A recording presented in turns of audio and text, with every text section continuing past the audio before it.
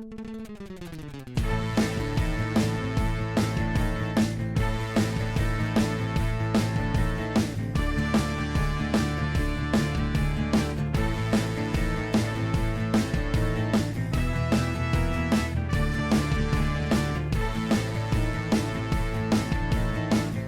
to episode 195 of the Campus Comics Cast. Once again, we are asking the tough questions like, if you awoke one day and found yourself completely and permanently covered in a foreign substance, what would it be? This is Scott Polypropolene Reed, and I am joined on this episode by... Mike, Mercury Atchison. And Shaad Peanut Butter Schubert. Your dog's going to be licking on your leg, man. I really like peanut butter, man. Okay. I just figured if I was accidentally, to all of a sudden be merged with some other type of material based on the fact that I order about, comic bags by the 10,000s, that's probably what it would end up being. But on this episode, we will be discussing the first 5 appearances of the 1980s character Concrete. And then, of course, talk about some of the other books that we have been reading. So before we dive into Concrete, does anybody have anything they want to add? Or are we just ready to hit the ground running for once? I want to explain my choice of substance. Okay, please do. Unless you have a guess. Unless it has something to do with Metamorpho. Metalmen. Oh, okay. So I was, as soon as you brought up for us to pick up a substance like that, first thing I thought of was, well, I'd like to be one of the metal men. Which one would be kind of cool? The one that always brags about being a liquid at room temperature. You know how he always likes to brag about that. And he's got, I don't know, I just picked him pretty quickly, but I could have gone with gold too, but what am I gonna do? Cut off a finger and sell it for money? You can't keep doing it. You would. So yeah, that's the reason I quickly picked Mercury. It had to be one of the metal men. All right. Well, that came up because, of course, we're talking about Concrete, and one of the things about this character is that we discover that he is just randomly, and of course, we don't learn why in the first 5 appearances of Concrete. We just know that he is, that it was some type of accident, and that he is covered in concrete. And those first 5 appearances, does somebody want to take it, or do you want me to take that? I've got it handy. I can do it. Okay, go ahead, Shaad. The first appearance is Lifestyles of the Rich and Famous, and for those who want to read along at home, the best way to read along is through the collected editions of Concrete. So you'll find Lifestyles of the Rich and Famous in Volume 1 of Concrete. The next appearance is Under the Desert Stars, which is in Volume 4. Four-Wheeled Sleeping Pill, which is also in Volume 4. Gray Embrace, which is in Volume 3, and Burning Brightly, Brightly, which is also in Volume 3, all over the place in those books also. Yeah, no rhyme or reason. And these first 5, and maybe some more, probably maybe not more, I don't know, but they were like 8-page stories in Dark Horse Presents. Right. 1, 2, 3, 4, and 5. Which, like Scott alluded to a minute ago, is that these were like, it really felt like tryouts. It's like just dropping you right in the middle of this guy's life. Yep. And his friends, and very little hint as to what he was all about, why he is a human concrete block. But anyway, we're jumping ahead. Yes. Okay, well, let's start here. All right. So your first introduction to this character. So Mike, I even think it was you who suggested Concrete, or was, yeah. All right. Mm-hmm. So what was your first introduction to this character? Well, it certainly wasn't a comic book. I never had access to, I don't even know which publisher. Dark Horse. Duh. I just said that. It was in this issue of Amazing Heroes, issue number 112 from 1987. I knew I had an issue of this fanzine that had an article. I never read the article until I didn't even actually finish it today, but I remember the cover here, it being a very visually striking image of this kind of big, hulking, clumsy looking creature, and he's holding a little kitten, so anyway, I just remember that I had that, and that's why I kind of suggested it, because we were looking for a non-Big Two character that's been around a while. And I totally went into it sight unseen. Shaad, what was your first introduction to this character? Well, I definitely had seen Concrete on the cover of some of the Dark Horse Presents, but I don't think I've ever actually read a Concrete story until just now, until we decided that's what we were doing. But I was aware of who the character was just based on image alone.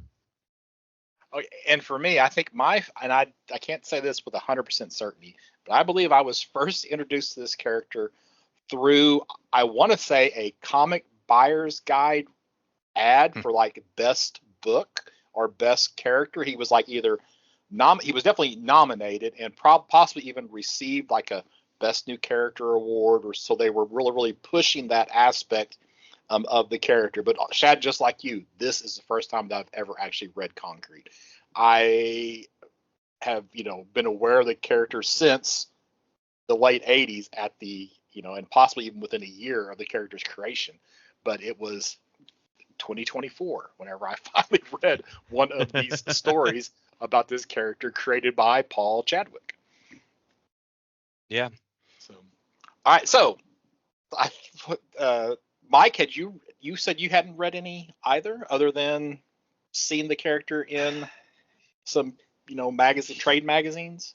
This character resides in a segment of my comic brain reserved for characters like Aardvark or Cerebus or whatever. Yeah, Cerebus. Or or Nexus, or these independent publishers from the 80s that got awards, and they had, and probably rightly so, at least from what I've seen in these issues. I like the, especially his art, but I don't know. It's just one of those things where you knew of them because you kept reading about them, but not actually reading the issues they were in. So yeah, I that's the way that's kind of the category this character falls into. I had no idea what it was like. So this was all a fresh introduction for all of us. Yeah. Okay. Yeah, all sure right. was. Yeah. All right. So Shaad, what are your initial thoughts on this character? Well, we touched on it a little bit, is that if you just are reading these 5 issues or these 5 stories, it's very confusing. You don't get much of anything about him, an origin story. Mike used the word drop in, and I that's what I had in my notes as well. This drop in approach to the character doesn't really work for me. It's hard to like actually care about continuing to read a character when you're like, the first issue is just him answering fan mail from his trip on Johnny Carson. It's just like, what in the heck is going on? And it's in black and white, which is not traditionally a method that I enjoy as a black and white comic. So that were my initial thoughts. Is just, I don't know anything about this guy. Why do I care about him? And I still am not sure if I care about him. Mike, what about you? Well, my initial thoughts are, I anticipated him, his behavior or his personality to be sort of a contradiction to his appearance. I kind of anticipated that. You just get that, especially from the cover of this Amazing Heroes fanzine where he's holding the kitten. So I thought, okay, I think it's going to be very character driven. It's not going to be your typical superhero or anything like that. But what I did find is that and I can't say I just picked up on it on my own. I did read that Paul Chadwick really he strived to hit on a lot of realism. He wanted to make this feel like if one of us turned into a concrete creature, how we would survive, or what it would be like for us in the real world. And I think it largely succeeds in that. Right off the bat, I thought the art was great. Even though we had these 5 completely disparate stories, little nuggets, the one thing you could say was consistent was the really good artwork, in my opinion. I'm not necessarily a black and white person either, but in the style of Terry Moore, if you can make it work in black and white, and it did for me, then you are a heck of a good artist. Yeah, you hit that on the head, because Terry Moore was exactly who came to my mind as I was reading this and looking at the artwork. Now, it's not quite Terry Moore's level, but Right. it is. It's really close. Yeah. Yeah. Well, for me, I don't really know what I was expecting. I think one of the reasons why I had avoided this character for so long is, okay, so it's 1986. 1984 is when we had the Teenage Mutant Ninja Turtles creation, right? So at that point, you start having all of these independent characters that are trying to jump on that TMNT bandwagon, right? And to, be the next ones to get syndicated and make all the big bucks, right, from their characters. So for me, this kind of felt like a grab at that. And I would probably say I really, at this point, really didn't understand the whole independent comic book scene. So obviously I was incorrect in that assumption. But this character, I didn't know what to expect for sure. I probably thought it was going to be more superhero-y than what it was. But you're right, Mike, in that it actually is kind of portrayed into a little bit of realism, quote unquote realism, and how somebody might actually, do things if this were to happen to them. Yeah. All right, so how much do we know about this character's origin based on the first 5 issues or first 5 appearances? Who wants to go first? I'll list out a bunch of questions I wrote down. Okay, that works. That works. We feel like he may be a cyborg. There may be some alien technology involved. Is there a man inside of that concrete? I don't know. Maybe. I'm not quite sure. Is he a writer? He takes a whole little trip into the desert to do some writing. I don't know. Who's Larry? Who's Maureen? We don't know. He seems like he isn't a hero, but I'm curious if as the story continues he becomes a hero. I could see him he seems like he's trying to feel out what to do with this power. So that's what I don't know about him. There we go. Yeah. So it's easier to talk about what you don't know than what you do know. Is what that's you're right. To say. Okay. Yeah. Well, I'm the same way. Basically, all I got out of it was that there were references to him being, I guess, abducted by aliens who transplanted his brain into this body, which, like you said, I don't know if it's a cyborg body or if it's.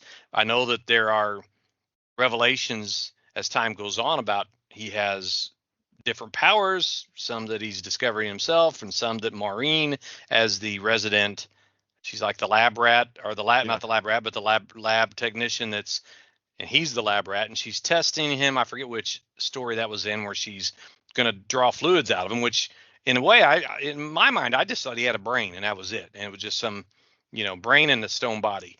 But apparently there's more to it. He's not completely impervious to harm, because you learn that if he gets hurt really bad, they talked about him having his arm torn off, and he went into some restorative coma to let his body heal. So, yeah, all is these little tidbits, which I guess I don't know that it did enough to really say. Apparently, they got a good enough reception that they were able to go ahead with his own series, which I started to read in one of these volumes, and you learn how Larry gets the job, which is cool. And I think we can come up with the the 17th 5, and we can talk more about the 7, instead of the first 5, the 17th 5. I don't know. You're like, oh yeah, we can talk all about it now. But yeah, it definitely was. I just treated these like Stephen King short stories with characters that were disposable. Yeah, pretty much. I'm starting to feel like we didn't read the same stories, because I thought he got this way because of an accident. I thought there was something mentioned about an accident that caused him to. Well, maybe the accident led to him to the aliens doing that. I don't know. I did not, honestly, because these volumes the stories were in separate volumes. I was not going to try to sort and try to put this in my notes into some better order. I just kind of was going off of whatever I remembered.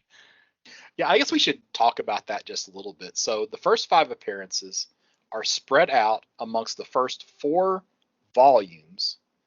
All right. The first appearance being in the first volume, but then the second and third appearance are in the 4th volume, and the 4th and 5th are in the 3rd volume. That's right, Shaad, 'cause that's what you read off. Yep. But these volumes are not small, right? The first volume is 210 pages. Yeah. No. And this is only 8 pages out of that. So I guess the volumes are put together, I guess, chronologically, story wise, not chronologically release date wise, is what I'm gathering.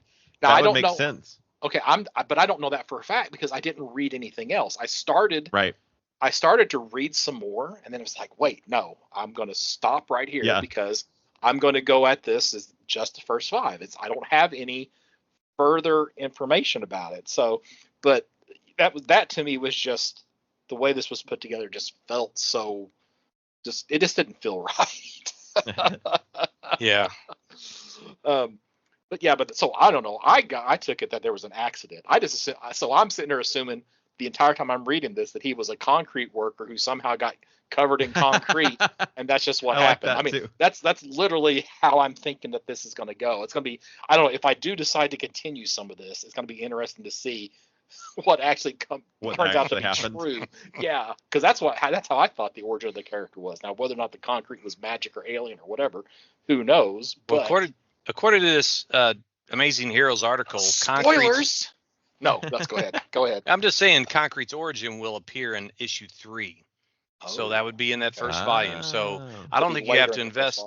Yeah, I don't think you have to invest too much time to get quite a bit more about this. Okay, I might have to do that. Big guy, yeah. Okay. All right. So I guess the second part of that third question is there anything that has been forgotten, changed, or retconned that you know of? And I guess assume the answer for all of us is no, since I've only read these first 5 and nothing else.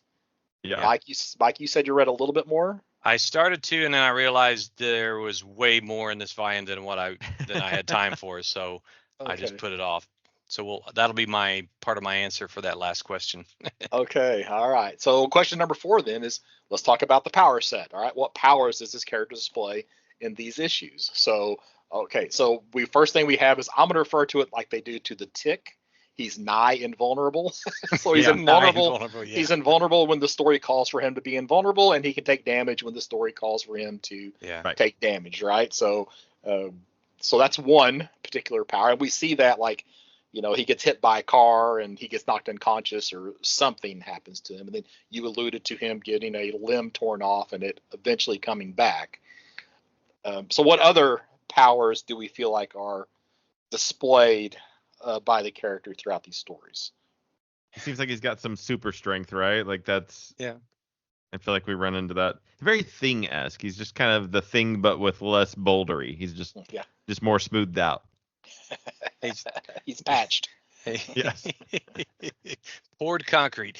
I don't know that it's a power, but he can hold his breath for an hour. As they went back to that a few times, because in that first story, in the lifestyles of the rich and famous, he could go.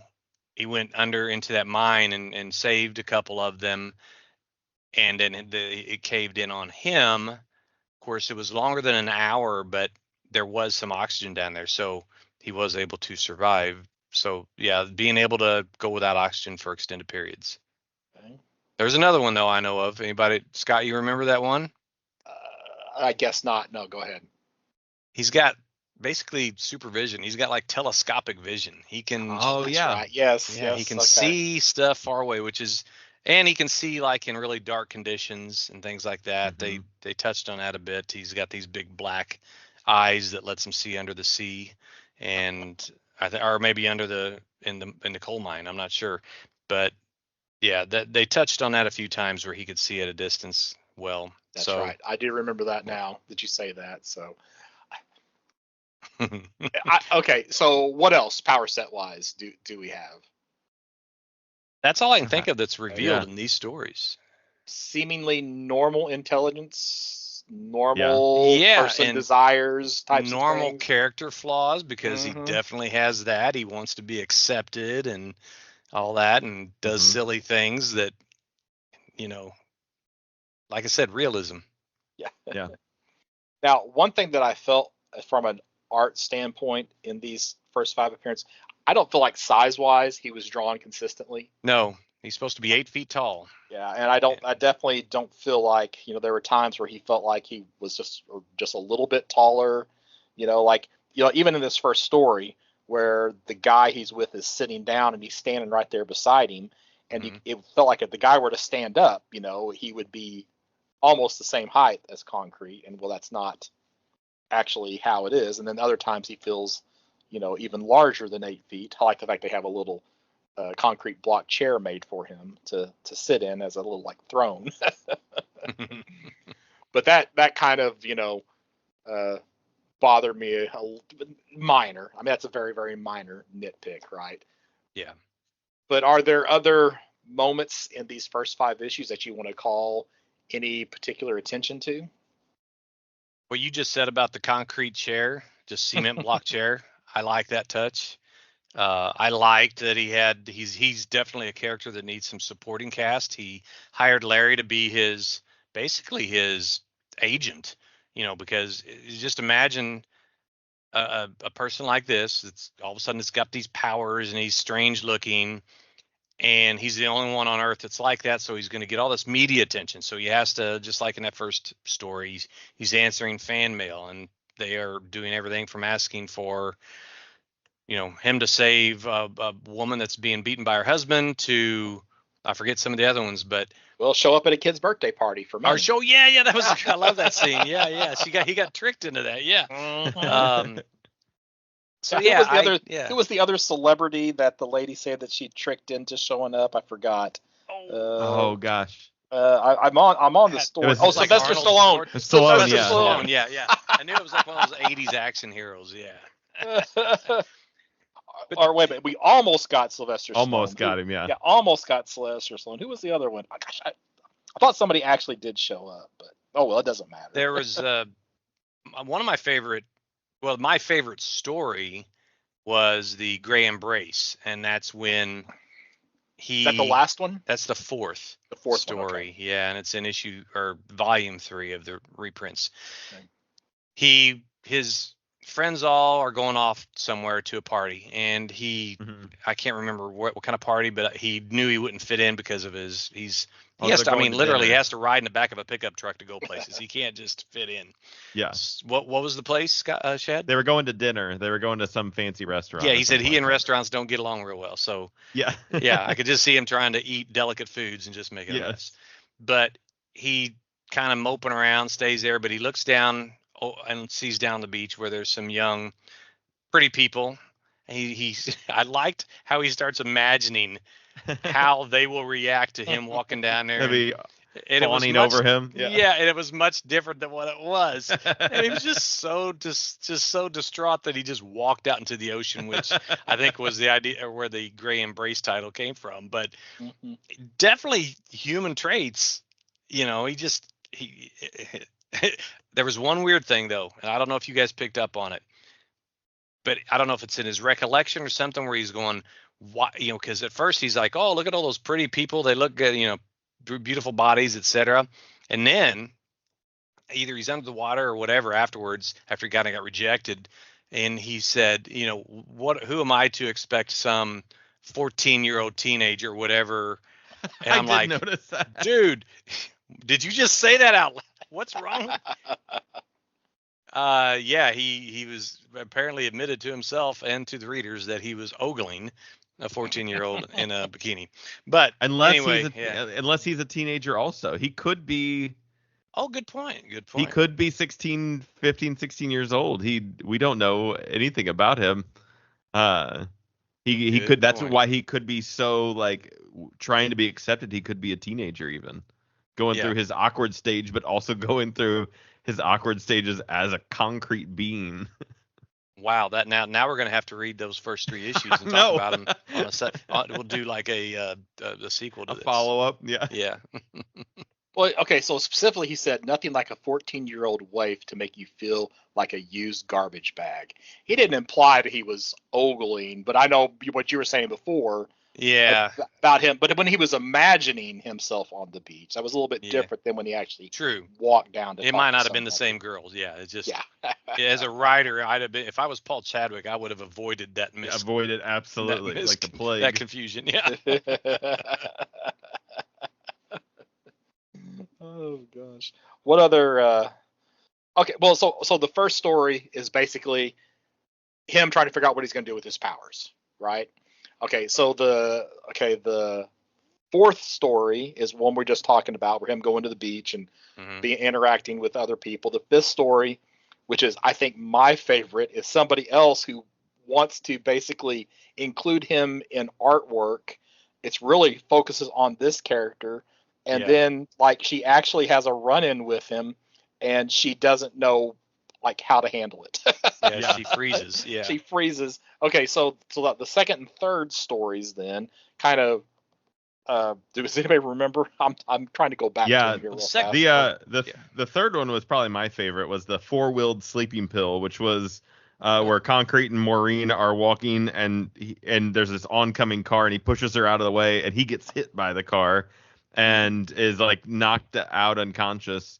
And so she's got to try to figure out how to get this boulder, essentially, like 1,200 pound, back to the house before anybody sees him, because he's not supposed to be, I guess, or trying to avoid the government, which is weird because he's been on like Carson. So at this point, so it's like, all right, are they trying to hide from people or what? But so he's unconscious, and she's like, all right, how do I get him in the truck? If I can even get to the truck and get him down here.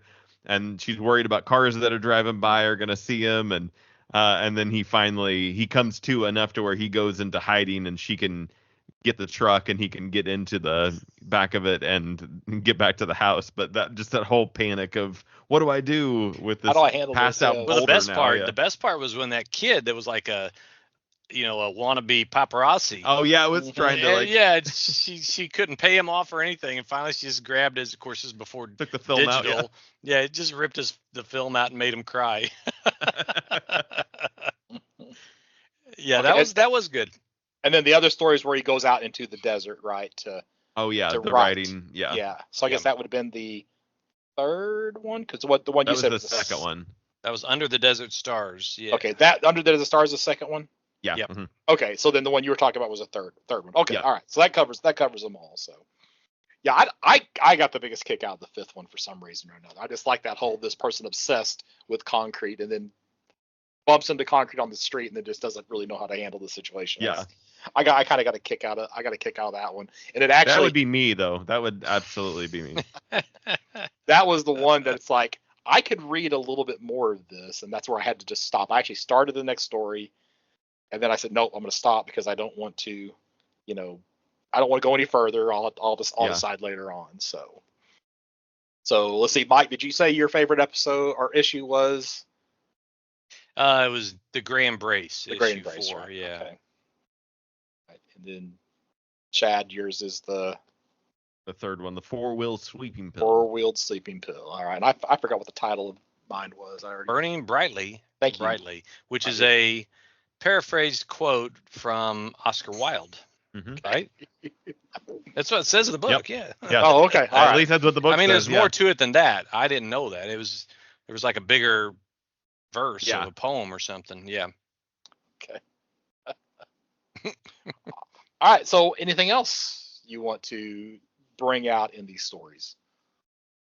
I don't think so. Check your notes. You got everything from your notes? I think I have everything. I do seriously want to read this article, and we can talk about it at a later date. Just it's only like a 7 or 8 page article on him, or on Chadwick, and it's be interesting. And I don't. Are you still have a question yet about whether we're going to seek it out, right? Yeah. Okay. Sure. Okay. All right. So spoilers. Mike, sorry. Do you plan to seek out this character in the future? Well, don't just shock me with a question like that. I wasn't prepared. Yeah, I do, in the sense that I just want to know his origin. Yeah, I want to know. I'm not necessarily going to, I want to retroactively seek out stories, before these in quote unquote real time, chronologically speaking, not publication speaking. I want to see what this guy's about and try maybe the first 10 or 15, maybe the first few arcs. Shaad, what about you? Well, I was originally a no, but as per usual, as I talk to you guys, I end up liking the stories much more than I originally thought. And so I think that I do want to read at least to issue 3, knowing that 3 is where we get the origin story. So maybe that first volume I'll check out.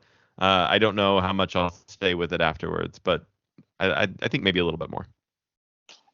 Yeah, Shaad, I think I'm in the same boat as you. Like I said, when I read it, especially after that 5th issue, which was the peak for me, it's like I almost just kept going just from where I was. It's like, let's just see what happens from this point on. And I actually had to stop myself. However, we talked about the artwork, and as I flipped through some of this, the artwork is not always the same quality as what we saw in those first 5 issues. That is true. I'm just flipping through, and I don't know. Now, some of the stories, they don't say who the artist is. Like, I'm just flipping through a story now called Family Night, which I think is right after. Well, it's not right after one of the other ones, and that's clearly not the same quality. Now, is it Paul Chadwick or is it somebody else doing fill-in? I don't know because it doesn't say. But yeah, the quality is not consistent, moving through the book further. So I just wonder how much that's going to impact my enjoyment. It almost feels like I would start it, maybe do like you guys are talking about, find out the origin, and if it doesn't just knock my socks off, then I may just be done within a few additional stories. So well, I mean, I think it's one of them deals where like you aren't like. It's like you say sometimes, I'm not mad that I read this, so reading a few, it's not like, oh my gosh, I got to read every single book that he was in, but I would like to know, and I think we'd be better comic fans for it. And this is one of those characters that I've been familiar with this character since the late 80s. I've heard of the character, and it's always been something, am I not really a comic book fan because I haven't read Concrete? It's one of those things that crosses your mind, though, right? Yeah. So it's like, so when you suggested this, it's like, okay, yeah, I guess that will force me to finally read this character. So I was, okay with that. I'm okay with reading it. I may try to read just a little bit more, but who knows? Will I read all 5, 6? How many volumes of this character? I don't remember. I downloaded 4.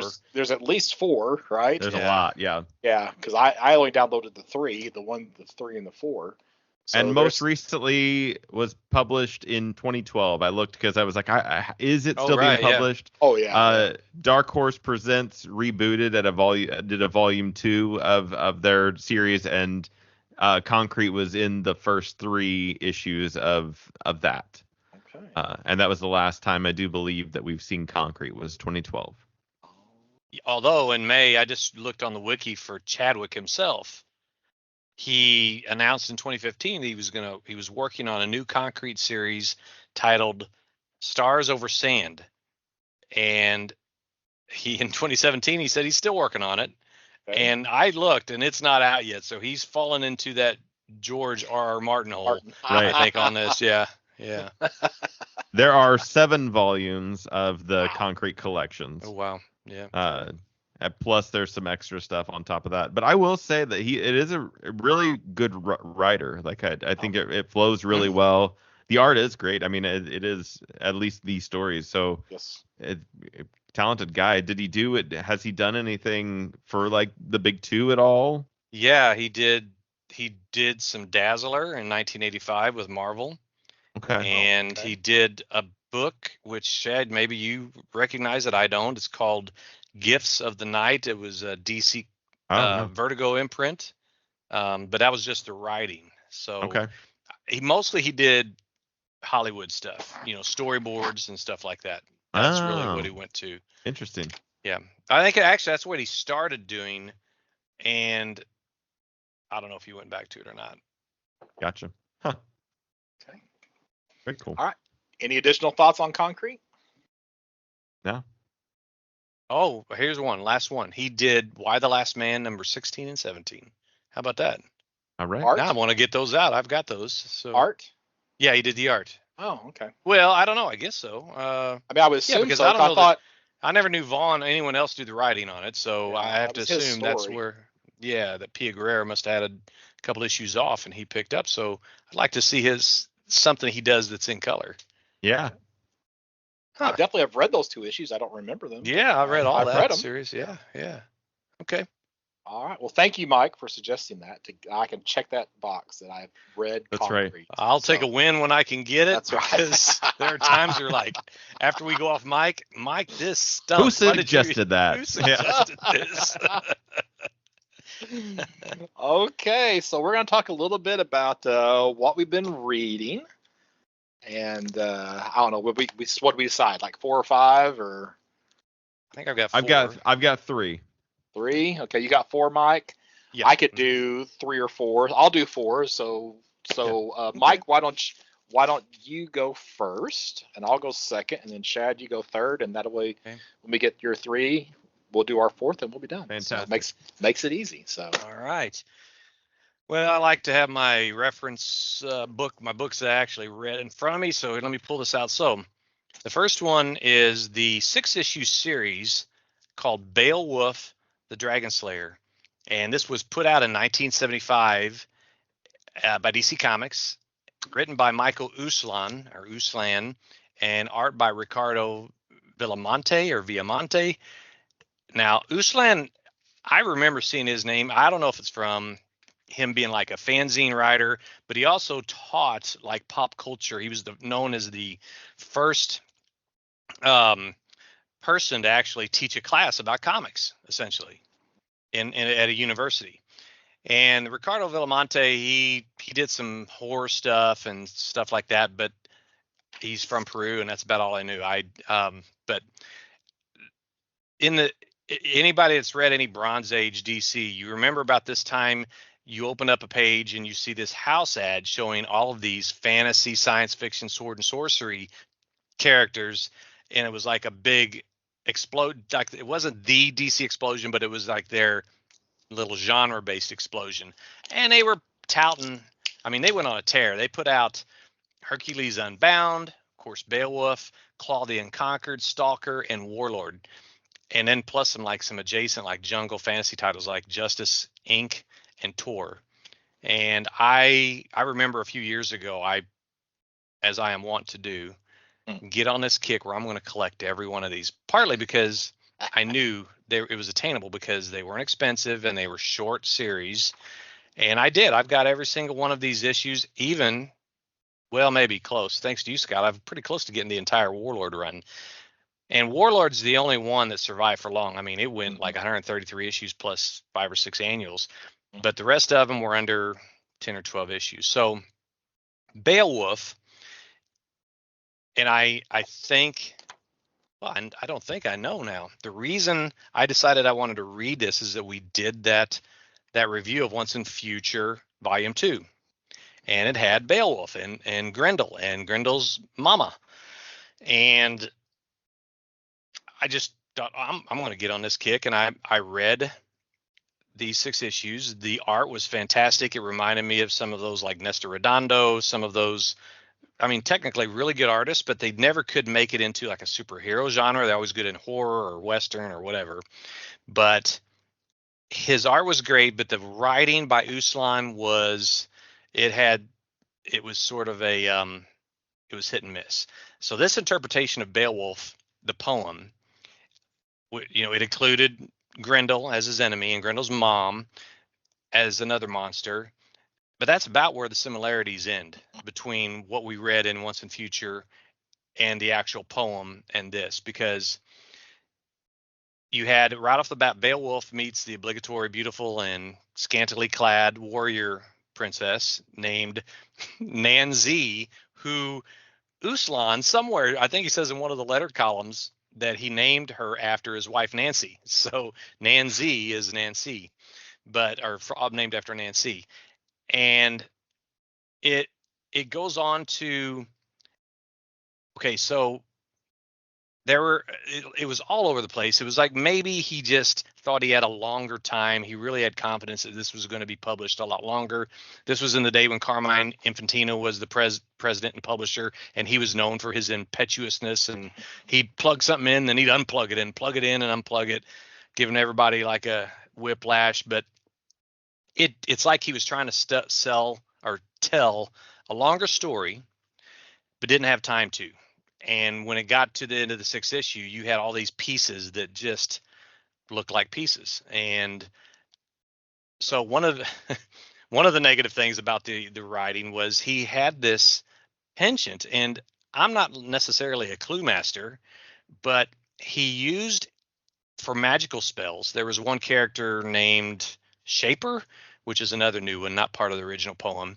Shaper was a wizard, and Shaper's spells were basically anagrams, or they were basically actual phrases in English spelled backwards. So it's like Uslan just got done reading the Zatanna stories or something. And one of them was like backwards, Harry Houdini, is that you? I think they were trying to conjure someone through a seance. And if you ever heard the story about Harry Houdini, they were supposedly trying to bring him, reach him in the afterlife or something. But he did that throughout, and it got kind of annoying because it was a distraction. It didn't flow. You knew right away it wasn't, just a made up word. It was backwards English. So I guess I should say there is one other thing that he had in common with the Once and Future, and that was that random injection of these other mythical characters from all kinds of cultures. So in 6 issues, and this will be the last I say on this, we got Satan, like a Christian figure in the Bible, whatever. That Satan is like Grendel's master. Ulysses from Homer's The Odyssey, which Ulysses is basically the Roman version of Odysseus. A lost tribe of Israel, which was like part of Jewish, lore. Mm-hmm. Then you got Egyptian space aliens to really throw it out there big time. A Minotaur, Atlantis, and even Vlad the Impaler. Which, Shaad, who's Vlad the Impaler? Poor guy. I don't know. Vlad the Impaler. Scott knows. Is he he's Dracula? Yes. Okay. That's good. All right. You didn't have to phone a friend. All right. I didn't, and I didn't even Google that. Good.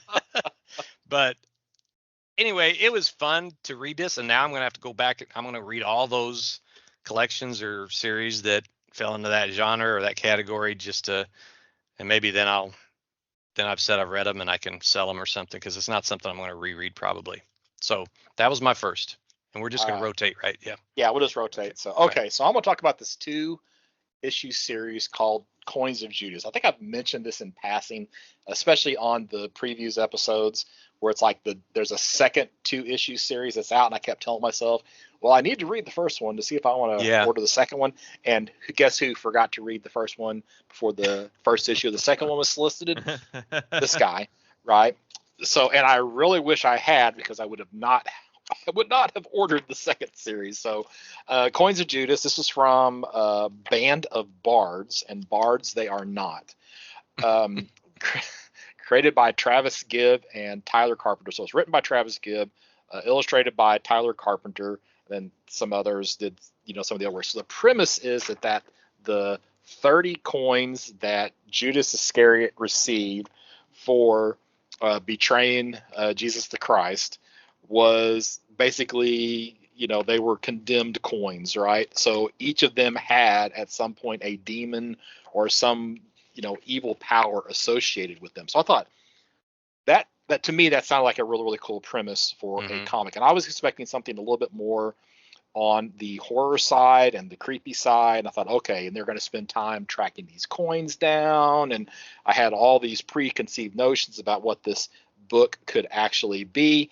And no, that's not what it is at all. It's a brother and sister. Their family has like one or more of the coins. They're trying to keep them out of bad hands, and they don't even have to hunt for them.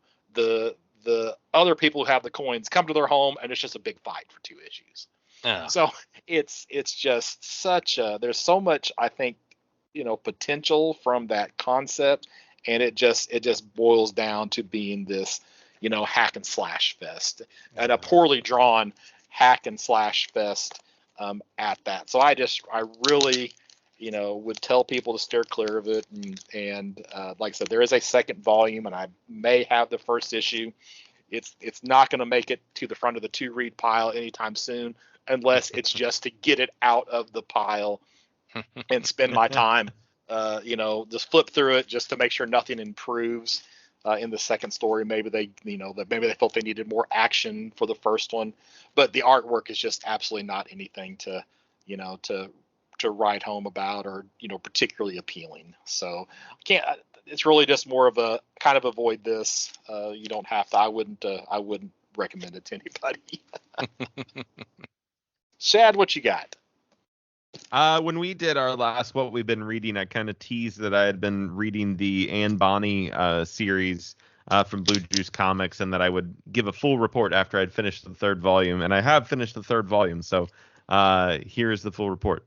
Anne Bonny is about an orphan girl who her name is Ariana, and she is obsessed with the pirate queen Anne Bonny, who has since passed. And so she grows up just obsessed with the pirate queen, and as she becomes a teenager, she discovers the Crimson Dawn, which is an old pirate ship that is haunted and is able to sail on its own or with little assistance. So she sets off on this pirate adventure, and she finds out slowly. You gather her crew and these people that have been watching over her, or that know who Anne Bonny is, and you eventually find out, not so much spoilers because I think it's pretty implied as you go on, that she is the daughter of Anne Bonny, and that she has on these adventures and has to fight these people who can control different elements, and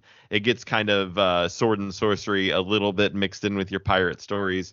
It's a 16-issue series. I don't think that they are planning on continuing it, though it was kind of left open for that. I think the last ones came out in like 21 maybe. So it's not too old.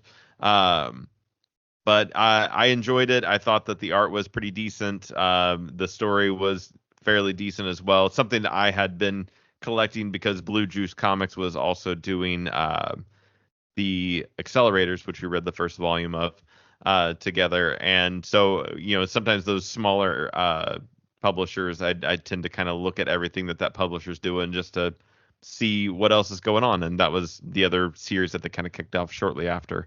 I would recommend it if anybody likes a pirate, like kind of an all ages pirate story. It's definitely a bright colored. It's not your like dark and brooding pirate story by any means. It is a lot more, just all ages, and it was a fun story about a young pirate girl. Cool. Mike, back to you. So I will have a short review of the other Beowulf story I read. If you remember, I mentioned that I had a book that was signed by Jerry Bingham. It was put out in 1984 by First Comics. I thought it was a hardback. That's why I had a hard time finding it that night. It's in that magazine-sized graphic novel format. And even though it's only 44 pages long, it's absolutely gorgeous. It's got great presentation. So the story is absolutely true to the original poem, as opposed to everything else we've been reading. You got the Danish king that builds a big hall for his warriors, and while they're partying, they wake up Grendel. He's all ticked off because he can't get any sleep, and we all know how that is. You turn into a monster when you can't get any sleep. And so he decides to go to the castle or the mead hall and start killing them all.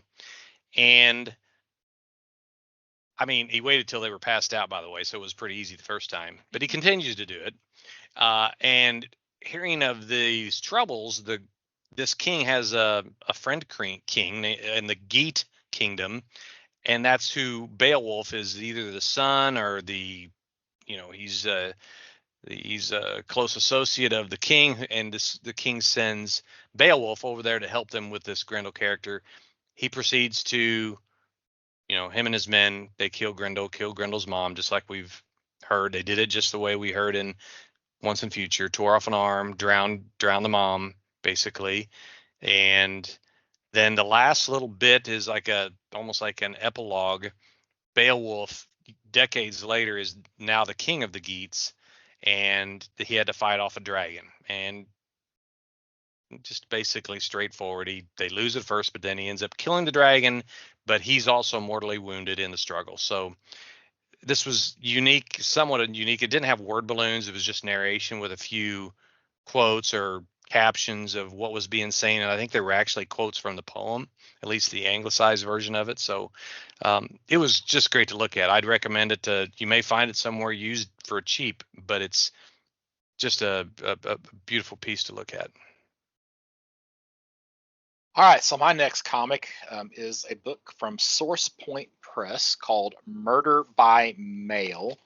This was supposed to be a 4-issue series of these kind of self-contained mysteries that you should be able to solve by the end of the book. Okay, well, this came out in 2023, and the second issue has not yet made it to press. So you can see, and I wanted to double check. Well, maybe I missed it or something that, and it just there's nothing on eBay. It's not for sale. None have been sold. So it's just 100% not out there to read. Wow. But anyway. It presents itself with it's just a bunch of text. So like you're an investigator and you're investigating a murder and you're getting things like police reports and crime scene photos and additional information. And I just have to say, if you can read, you can solve this case by the end. It is not, there's not really anything tricky. It is pretty straightforward, at least the mystery, quote unquote mystery in the first issue. It really did not. There was no kind of. It almost like hands it to you. I feel like so. Yeah, good. I kind of need that. I own this book also, and I haven't done it yet, but okay. So I shouldn't tell you who it was then. So you should be able to solve it. But also the other thing about this is if you're expecting a comic book, it is not, because it is it's not sequential art. It is just reports or photos. It's not any type of story. So it's kind of like a case file. Exactly. It's kind of like it's like the Peteypedia from Watchmen.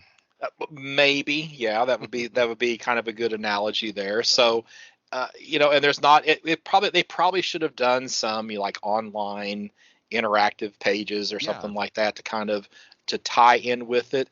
But and it even wraps up with them, talking about the second issue. And again, what is the date on this one? It just says 2023. It doesn't tell me what month or year, or what month I mean that this came out. So they're definitely way behind on getting a second issue out. And in fact, it's probably there's not going to be one, would be my guess. So yeah. I will be shocked if a second one comes out. So it was a little underwhelming. Maybe they want to, increase the difficulty as the 4 issues run. If that's the case, then I'm a sucker. I'm going to buy a second issue if it ever does come out. But to me, it's kind of like the whole game aspect of this inside the comic was what was the appeal, and it kind of fell flat on the game mystery side of it. So I see. All right, Shaad, what do you got next? My next one is a current ongoing. I know it's got an ending at some point, but I just don't know what the ending is. But I'm 4 issues in, and there's 4 issues out of Anansi Boys, which is Neil Gaiman's novel that is being adapted into comic book form by writer Mark Bernardin and by artist Sean Martinborough. And so far, I own the actual book of Anansi Boys, but I have never read it. Go figure. But Anansi Boys is kind of a spin-off, not quite a sequel. I guess it would be more of a spin-off of the Neil Gaiman novel American Gods. The one of the characters in there, Mr. Nancy or Anansi, is the African god. And this is the story of his children. So early in the first issue, you find out that Anansi has died, and his son Fat Charlie is finds out after the death of his father that he has a brother named Spider, and so Fat Charlie and Spider start kind of going on these adventures, or I wouldn't even say adventures. Spider starts infiltrating himself into Fat Charlie's life, and clearly has a little bit more of I guess the folklore god kind of touch to him than Fat Charlie's kind of just a regular dude. Uh, and so Spider's got a little bit of some powers, and we're finding out exactly what all is kind of going on by issue 4. They have gone on this kind of mourning their father bender that Spider has taken Fat Charlie on against his wishes, and you can tell that this is kind of how the story is going to go. There's going to be a lot of Charlie being pushed to his limits and outside of his comfort zone, and potentially his life being ruined, but maybe also bettered by the time his adventures with Spider are done. I'm all in for this. It's a Neil Gaiman book, so of course we're getting David and Matt covers with it. So I'm loving it and reading it every month as the book comes out. I'm reading here, it looks as though this will be a TV show on Amazon Prime also. So I'm curious to see how that plays out. I loved American Gods as a book. I loved American Gods as a comic when they did the adaptation for that, and I loved it as a TV show that they did on Stars. So I'm all for more of this. And Mike, if you want to talk, you should unmic or unmute your mic. Mike. Unmic your mute. If I want to talk and you hear me, that's that's a distinction. Yes. What I was asking and you couldn't hear is Gaiman in your top 5 writers, Shaad? Oh, 100%, absolutely. Yeah. Okay. Figured that. Is it my turn? It is now your turn. Okay. And I'm going to deconflict here with Shaad. I was going to talk a little bit about Shock Shop, even though did you have it on your list? No, that was last time we did this. I went over it from my perspective of it. Oh, you did. That's why I'm sitting here thinking well. That's why you read it, yeah. Then I got an extra here I can do. Okay. So how about Well, specs? do you recommend Shock Shop? I do. Okay. I do. It's not like groundbreaking stories. No. But I like the flip book thing. I like and I don't always like flip books, but I liked it. It had a host, like Elvira style or Cain and Abel or Tales from the Crypt, and her name's Desdemona Nemu Moro. But Colin Bunn, I don't know that he writes bad stories. He may write some average stories, but this one I enjoyed quite a bit. Both stories were good. One was a little bit better than the other, but the one that I didn't like the story as much, I liked the art better. So the one where they were in the woods camping. That was your favorite. You like that better? I like the art better on Something in the Woods in the Dark. Okay. I like that style art. The other was more cartoonish. I don't know. I didn't like it as much. Mm-hmm. So I'm going to talk about specs instead. How about that? Or did I just take my spot? No, you're good. Okay. You go ahead and talk about specs. Okay. So specs. I've only read 2 of these issues because at some point I must have stopped ordering. And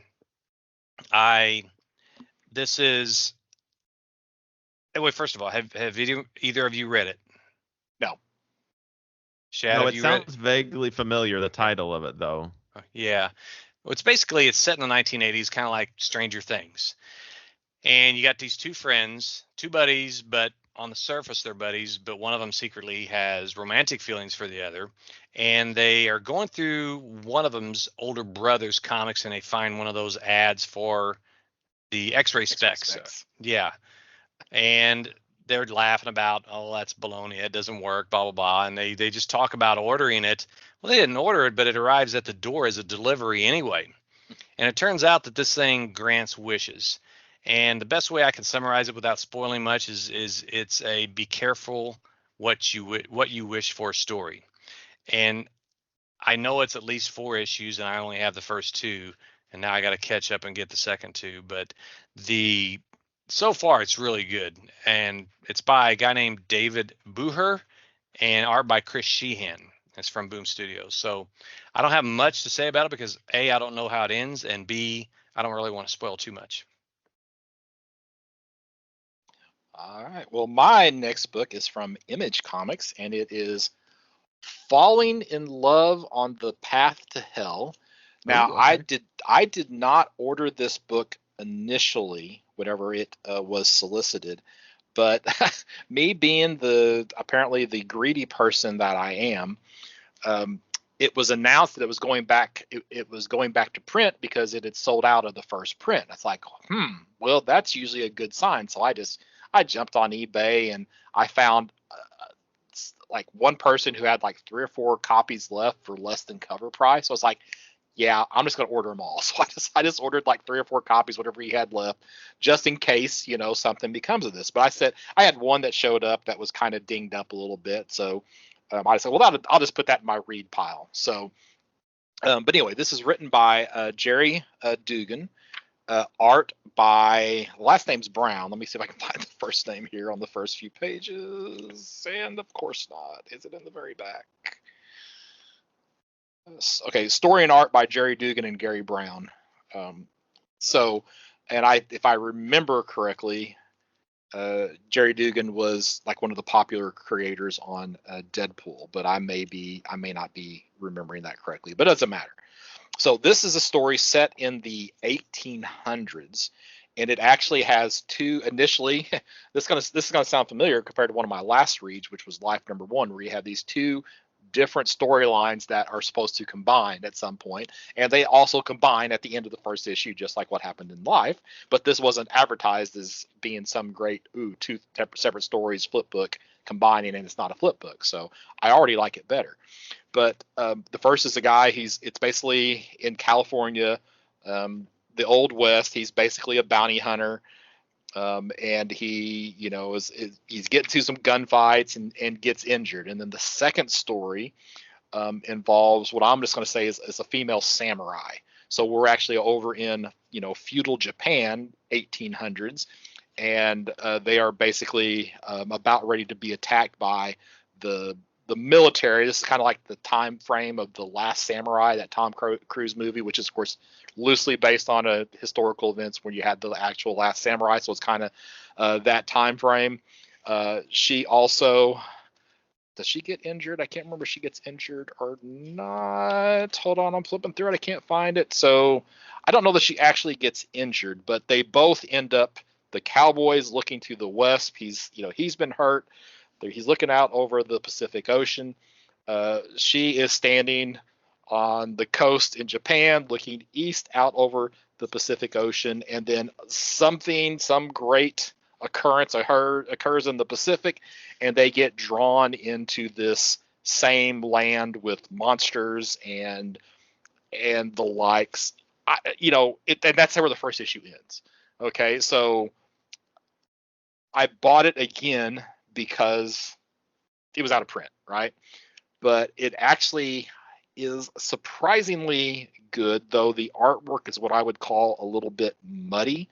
It's a lot of extra, I don't know, shadows and the toning, but I don't know, I really liked it. So I need to actually sit and pick up the remainder of the story. I don't know that the entire series is out yet, and I don't even know how long the series actually is, but I guess I enjoy Westerns is what I'm coming to learn, because I have one, which is basically a Western, and then there was Ain't No Grave, which I haven't finished yet, but thanks to somebody else on the podcast, I have that entire series sitting right here to read soon, and I'm looking forward to finishing that off. So I don't know. I guess I'm a Western guy, and I just didn't even know it. So yeah, Falling in Love on the Path to Hell, Jerry Dugan, and I've already again forgot the other creator's name.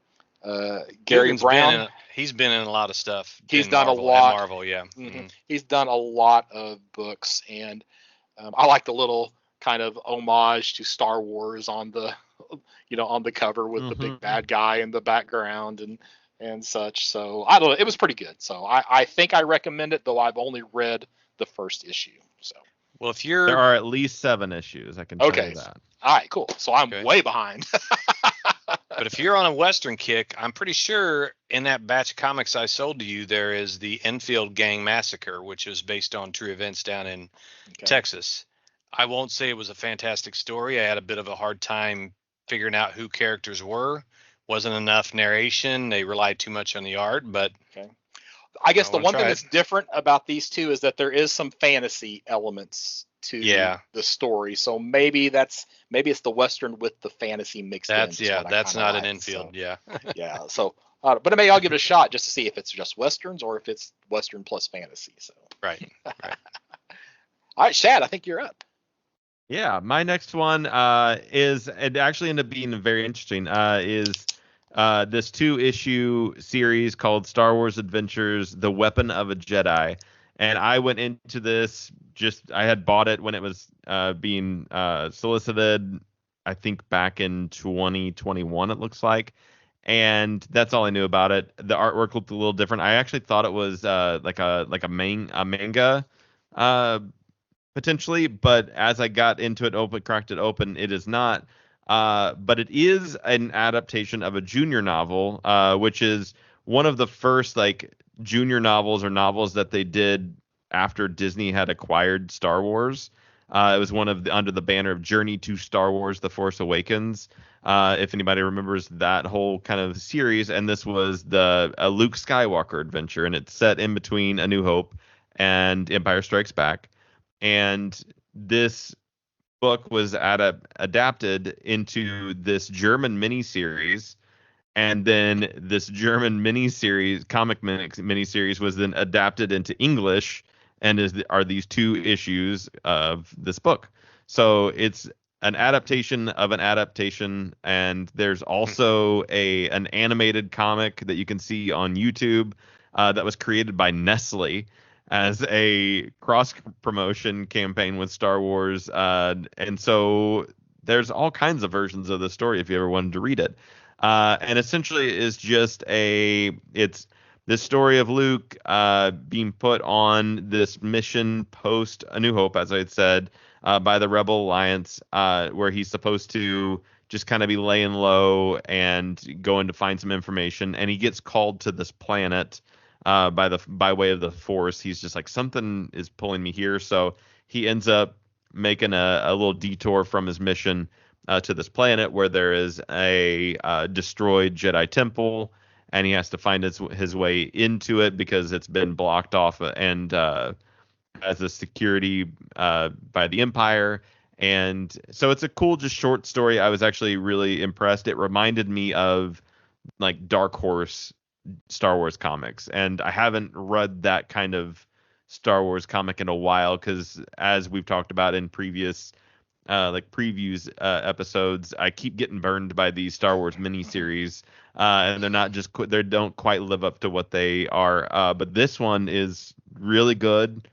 Um, I think each issue is 40 something pages, so it's total of less than 100 pages for the whole story in there, and was really good and enjoyable, and brought me into the like, okay, there are good Star Wars stories still being told that take you on a little bit of a journey here and there. It's encouraging, huh? Yes, absolutely. All right, Mike, I think we're back to you. All right. This is my last one now, Scott. It's my turn to ask you whether you've covered this before. Spy Superb. I have not read that. I think it's in my to read. That's the Matt Kent book, right? Yes, yes. Okay, yes, it's still in my to read pile. It's very spoiler free because I just didn't have time to really write up much about it, but it's in 2 oversized issues put out, like you said, it's by Matt Kent, both story and art. And it's by Dark Horse. I do that all the time. My copy has a little sketch of the protagonist in this show, in the main character Jay, on the cover. Got this at SalukiCon in 2023, and it's packaged. I'm sorry, it's 3 issues. They're a bit oversized, but it looks like packaging paper, like brown paper, over something that's being shipped. I'm not really. I guess it's because the idea is that there's a lot of all that spy work where you're handing off stuff that's are they up. oversized? I thought my copies fit in a regular bag. Not oversized that way. They're a little bit more pages, I think. Oh, okay. Just the page count, larger on the page count, not on the. Okay, all right. That makes more sense. Yes, Sorry, bad choice of words. Okay. But this might be my favorite thing that he's put out yet. It's really quirky, really fun, sometimes a little bit weird and a bit of a stretch to believe that a spy agency can do what they do. They basically manipulate people that are weak-minded yet narcissistic into being unwitting spies, and to deliver spy packages, and to do this and to do that. So there is a bit of a suspension of disbelief, but the main guy here, Jay, is definitely clueless of his own dopiness. And as they call it in the book, he's a useful idiot. Mm-hmm. Now, his quote unquote handler is, I forget her name, but I like her as a character. It's, like I said, it's a lot of fun. I definitely enjoyed reading it, and just had some couple of laugh out loud moments while I was reading it, just because, well, we all know people like this guy, Jay, That's it for me. All right, back to me. All right, so I got one more. I did my 2 not so positive reviews first, so I could have 2 more positive reviews at the end. So my second positive review is and I've only read the first issue. I'm a person who buys the first issue. If I think it might be something, then at that point I'll wait for a trade. But this is also from Dark Horse Comics, called Beyond the Pale. And the premise is, it's set during the Vietnam War. And the premise that attracted me to this story was you have a journalist who's going into Vietnam to cover. There's an area or a platoon where a disproportionate number of black soldiers are being killed. So she's a black journalist that she is then called in to do some war correspondence, and she's around interviewing. So what I was expecting, so I didn't quite get what I was expecting, is that I thought it was going to be a case where, okay, so they're sending, this might be a pseudo realistic story where they're sending black soldiers into much more violence prone or just more dangerous territory. More dangerous territory. Put them at risk more. Yeah. And put them more at risk. And well, that's not actually the case. So what's actually happening in this particular story is that there is some supernatural element that is killing these individuals who are part of this platoon, and this journalist sees what's actually happening and then is going to carry on in the subsequent issues to actually uncover what is going on. So I did still find it really, really interesting. It's only 4 issues. I thought it was pretty well, the story was pretty well told. The artwork is definitely better than in even Falling in Love on the Path to Hell. It needs to be darker because of the environment and the background of the story. So it's written by some people I do not know: Christopher Imgard, and art by Tomas Aira, A-I-R-A. I do 100% plan to pick up either the last 3 issues or pick up the trade to get the balance of this story. So again, that's Beyond the Pale from Dark Horse Comics. I seen that trade solicited last time. Was it? Okay, Yep. I almost did not. Yeah, I almost commented on it because I liked the idea, and I must have missed the single issue solicitations. Mm-hmm. And then when I see it in a trade, I'm like, oh, that looks good. So, and of course, since I did not do my homework for the last episode, I also didn't catch it. I didn't. I should have brought it up, and that would have triggered you to say, right. I want to get it. Yeah. Well, there's still time. We do our previews in a timely manner. So, yes. Right. So yeah, we've still got 3 weeks before almost 3 weeks, so those orders have to be in. So yes. All right, and that episode is up. So yeah. Yes. Though I won't get into production issues on my end. Yeah. All right, Chad, do you got some trivia for us? Do we get I to have it locked and loaded. Oh, okay. So, all right, Mike, you ready to be embarrassed once again? Oh, yeah. Okay. All right. It's a weird one from what I can tell, but you guys know more than I do. So okay. this may be easy peasy, but there's some weird ones in this one. All right. Question 1. This character grew up in Hell's Kitchen and was an amateur boxer before joining the army. Okay, so that could be okay. So wait a minute. So that almost has to be the dad of Matt Murdock, which would be Batlin Jack Murdock. I'm trying to think though before he joins the army. My gosh, Mike, that's my best bet because Hell's Kitchen always points to something Daredevil related. Yeah, I mean, that's the only Marvel character I know that's, well, the only character at all I know that's really based in Hell's Kitchen. And as far as I know, Matt did not join the army. No. He was blinded at a very young age. I'm trying. So okay, can you read the question again? Okay. This character grew up in Hell's Kitchen and was an amateur boxer before joining the army. Now, this isn't the answer, but this is me posing. This is a discussion between you and Scott. Did Punisher grow up in Hell's Kitchen? I don't think so. Plus, he wasn't an amateur boxer to my knowledge. Okay. So, oh my gosh! But it almost has to be a superhero, and Jack Murdock was not a superhero. He didn't say superhero though. He said character. He didn't say. He just said character. Oh man! All right, you got a better answer than Jack Murdock? Well, it's not Wildcat. I can tell you that. Okay. All right. So we're going to go with Jack Murdock, which is Daredevil's father. That's what I would have guessed as well. Okay, and we're wrong. Only because I know that he was a boxer. But no, the answer is Nick Fury. Okay. All right. I'll be darned. I did not know that at all. So yeah. No. Wow. Next question. This Emmy Award-winning cartoon was created by J.G. Quintel and was adapted as a comic in 2013. It centers around an anthropomorphic blue jay and raccoon who work at a park. Oh my gosh, I can see it, and I cannot come up with the name. Blue jay and a raccoon who work at a park. They're anthropomorphic. Yes. Yes. This is in a time where I was nearly out of comics. It wasn't my completely dark ages, but it was close in 2013. The something show. Oh my gosh. It's not like Ren and Stimpy. Oh, well, I mean, I think it's post Ren and Stimpy. Oh yeah. But it's the something show. Mm-hmm. Oh, it's right. It's right there. It's. Well, if it was from the 50s, I'd say the Fox and the Crow, but no, definitely not. Definitely not. Because definitely you said not raccoon. Fox and the Crow. Yeah. You might mix up the Crow.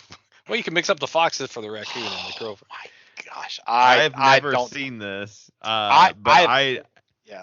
I'm sorry. And I would not have known it from the comic at all, but it's regular show. Regular show. I even knew it started with an R. I just couldn't come up with regular. I didn't know anything about that. I told you it's weird ones this time around. Yeah, okay. Man, all right. 0 for 2. All right. Question 3. Which supervillain's first cameo appearance was in Superman's pal, Jimmy Olsen, number 134 in 1970? You can't answer before I was... Gotta give me the DC ones. I'm sorry, Mike. I have that issue. I do too. I have a graded copy of that issue, I think. Yeah. So, all right. Okay, so I think that's our answer. 1 for 3. Okay. 1 for 3. In baseball, we're doing pretty good. Bat 333. We're doing really, really well. Yep. Mm-hmm. I feel like we had this question already, so this makes me wonder if these are these are new questions, right?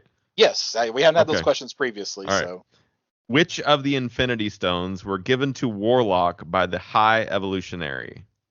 Well, that's because I went on it. We called it. The question before was what was the name of the stones. Oh, and that's I was right. talking about how the first one was given to Warlock on Counter Earth. Yes. So that should be the Soul Stone. Mike, do you want to agree with that? Yes, sure. Okay, yes, Soul Stone. You better, because I already shook my head yes. Okay.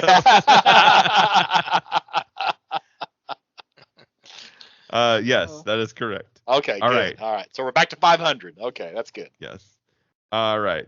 Question 5. The Kree are native to which planet? The Kree are native to which planet? Oh my I do not know gosh. Marvel cosmology. Okay, so you've I've got I've got the Kree Skrull War trade up here on the shelf. Mhm. Oh my goodness. I'm drawing a blank. This is another one of those questions like the regular show one. If I'd had multiple choice, I could 100% get it correct. But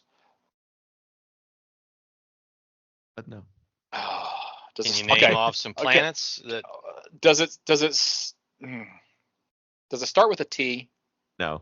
Okay, then I don't know what it is. Then I don't. I was gonna just make sure I was on the right track, and I'm not. So I'm gonna know it as soon as you say it. But it is Hala. Oh my gosh! I was on Halo. Okay. And then I decided it was Hala or Hala. And I talked myself into T Tala. So so close. So close. All but right. Yet so wrong. Here's an indie book one. Oh. In The Walking Dead, who chopped off Rick Grimes's hand? I've read it. I don't know. Let's see. Who could it possibly? Oh, it's the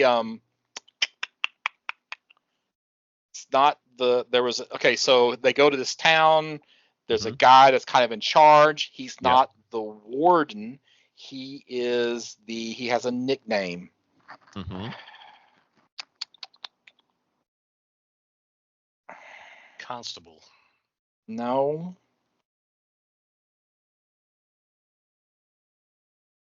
Kind of like an official title. Yeah, I just it's right there. I mean, I can. Yeah.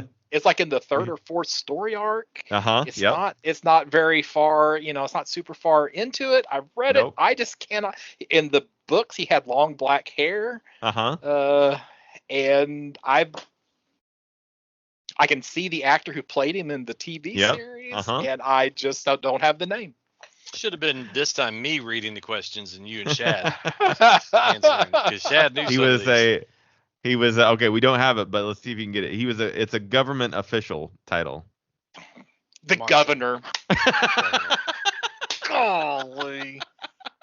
The governor. Yep. Just needed a clue. I don't think I would have gotten it either, to be fair. So. I mean, that's what's aggravating. It's just like it's like a regular show. I know it. I can see it. I saw the characters. I knew it's the something show. It's right there, and I just can't. I can't put it together. All right, you're still at half. We still have a half of them that you've gotten right. So I thought we were 2 for 6. Oh no, you didn't get the Kree planet. You're right. Sorry. I didn't. Yeah, 2 for 6. So. All right. Well, if you get the next 2, you still get 50%. 50%. So okay. In the Amazing Spider-Man issue 100, Peter Parker creates a potion to take away his powers. What did the potion actually do to him? Gave him extra arms. That is correct.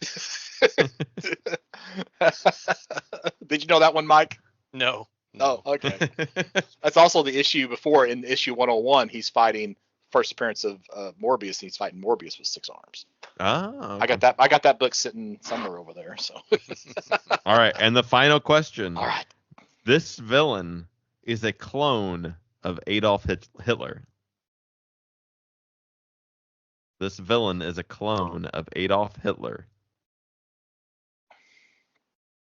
Wow.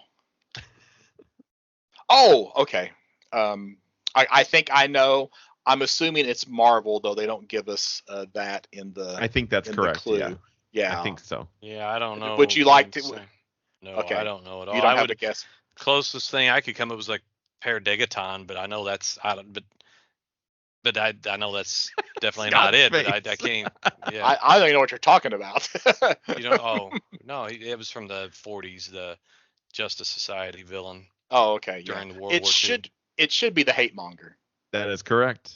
Yes. Okay. At least we got 50%. Yep. Oh man. You got 50%. I would have gotten Dark Side, but that's it. Well, I knew you would get Dark Side. That's why I stole it, because I knew you had it too. So. I knew you were going to get Dark Side right as well. That was the only DC one they had. Shoot. I hate this camera because it's like AI. It's supposed to like know where to go whenever you move, and like now it's just it's on my floor. Yeah, it's on my floor right now. I'm trying to get it back. So okay, so we got time for a shake. We got time for a CLZ shake. I think so. All right, so who wants to go? Who's got it out there? I've got it up.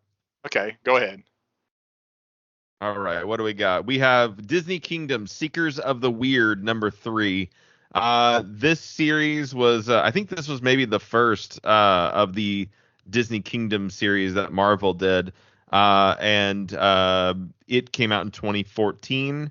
And this one, I don't believe, had anything to do specifically with any ride or Disney attraction, whereas a lot of them did. You had like the Tiki Room, and you had like the Haunted Mansion, and you had Figment. But this one, I think, was a little bit more standalone. I'm sure there's someone out there that's like, well, technically it crosses over with this and this and that. Oh, wait, I can tell myself that I'm wrong. It was based on the Museum of the Weird, which is I guess, an attraction at one of the Disney parks.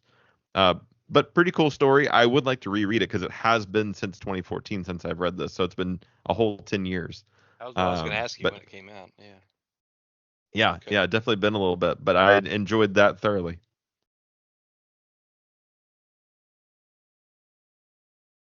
Oh, I know what that is. I've reviewed that book before, Scott. I think you're on mute, Scott. Turnabout, Scott. I think you're on mute. You're muted. I did, because I was smacking to try to get my camera to go back where it was supposed to be. So thank you.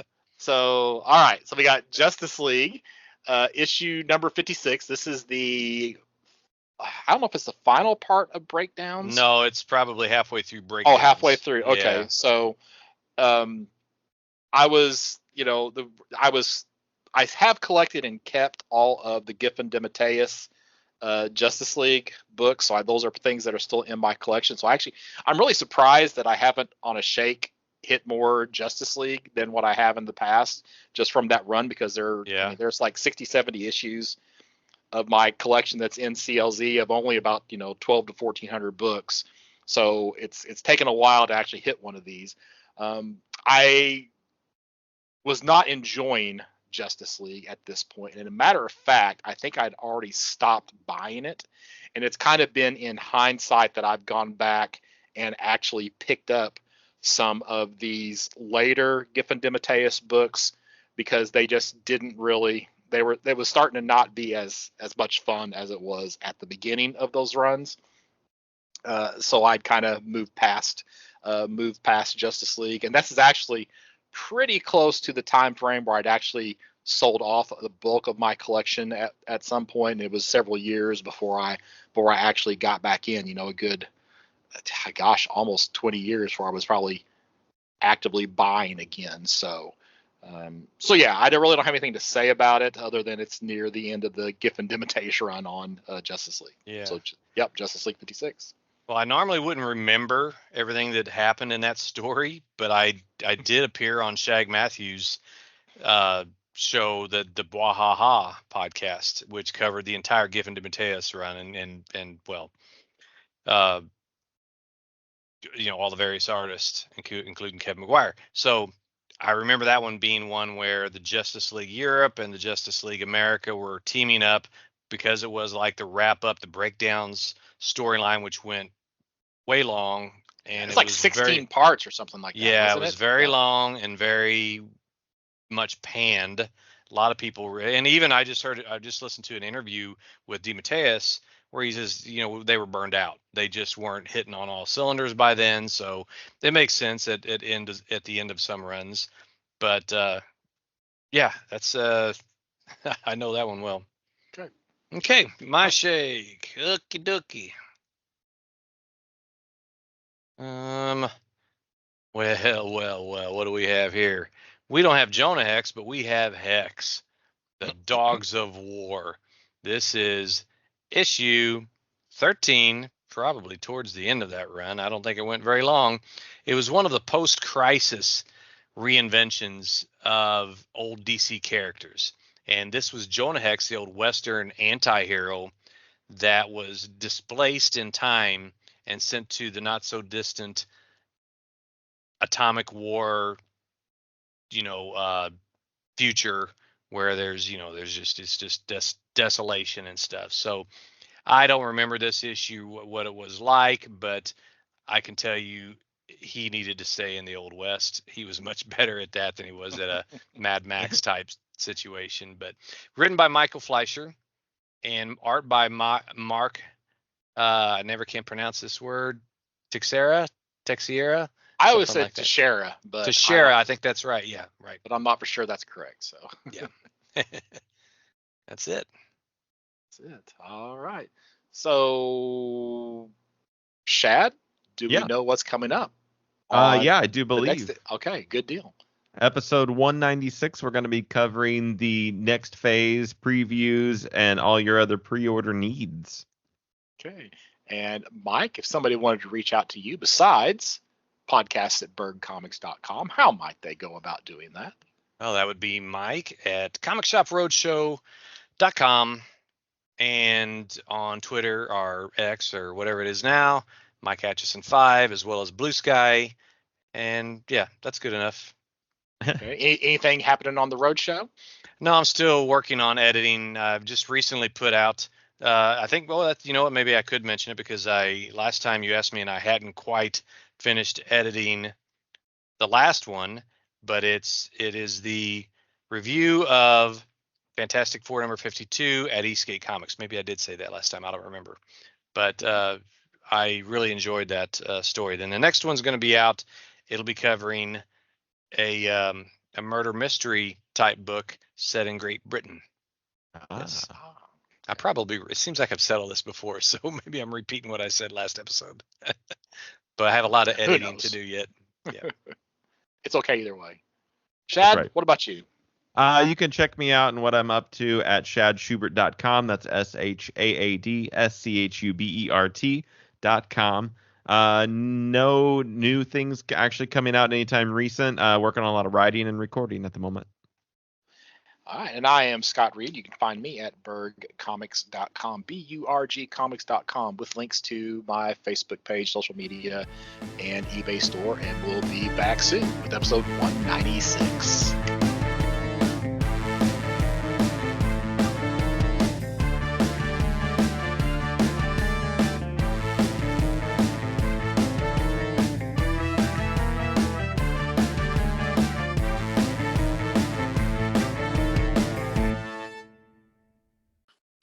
Recording on the sound recorder, so it's a good thing I press record on Skype. Oh my lord! And before we started, I remember thinking I need to get sound recorder up and going, and then I thought it once, and then I just decided it was time to go and just went. So, but yeah, I pushed record. So and I realized that about 10-15 minutes in, and it's like by then it's like we're not gonna restart. We just have to hope that it holds together. So. Yeah, I had about 5 minutes in, I was like, oh no, did I forget to press record on the sound recorder? So I did press record, and I do have my file, but it's missing the first 5 minutes of the show. Maybe just you. We just hear you talking. It's just me. Yeah. Which, when I was doing all the making sure my audio file was right that second time, and I had to spot check and make sure my voice didn't sound like I was talking like this. I was like, gosh, this is the most boring to hear one side of a 3-person conversation. And they're just like, yeah, mm-hmm. Oh yeah, absolutely. you talked so little in that last episode. I mean, yes.